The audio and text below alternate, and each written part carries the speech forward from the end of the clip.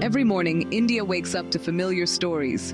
A protest somewhere, a suicide note from an honest officer, a student sleeping on the road after exams are delayed again. We sigh, we swipe, we move on. But behind every headline is a human heartbeat, ignored, unheard, fading quietly.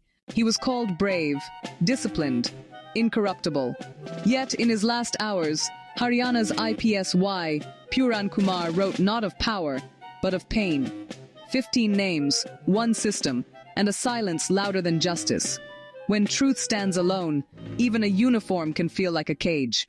Across campuses, young voices rise, not against the nation, but for their right to dream without fear. They march for fair exams, transparent results, and respect for effort. These aren't riots, they're reminders that youth still believes in change. A country's strength lies not in its buildings, but in the hope of its students. 75 years after independence, many still live chained by the name they were born with. In cities, discrimination hides behind polite words. In villages, it hides behind violence. Caste never died. It just changed its clothes. A man denied a haircut, a child seated apart, a topper refused a room because her surname didn't fit. Dr. Ambedkar's dream of equality remains a promise we recite, not realize.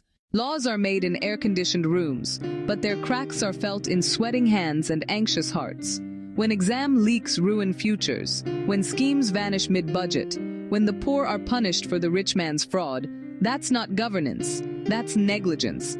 India doesn't need louder promises. It needs quieter justice. For every headline about growth, there's an untold story of survival. Behind many revolutions are women who refuse to give up.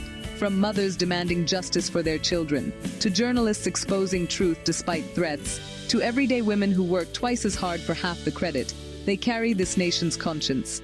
And still they're asked to adjust. Respect isn't a gift, it's a right long overdue. The oppressed and the oppressor live within us. We ignore a slur, we scroll past injustice, we laugh when a tragedy doesn't touch us. But every small silence builds a bigger wall. Look closer. This isn't their story. It's ours. Change begins when we listen. When we teach our children equality before pride, compassion before competition. Justice doesn't live in courts. It lives in how we treat those with less power than us. If this film moved you, don't just watch, speak, act, and remember. A nation's greatness isn't measured by GDP, but by how it protects its weakest voice.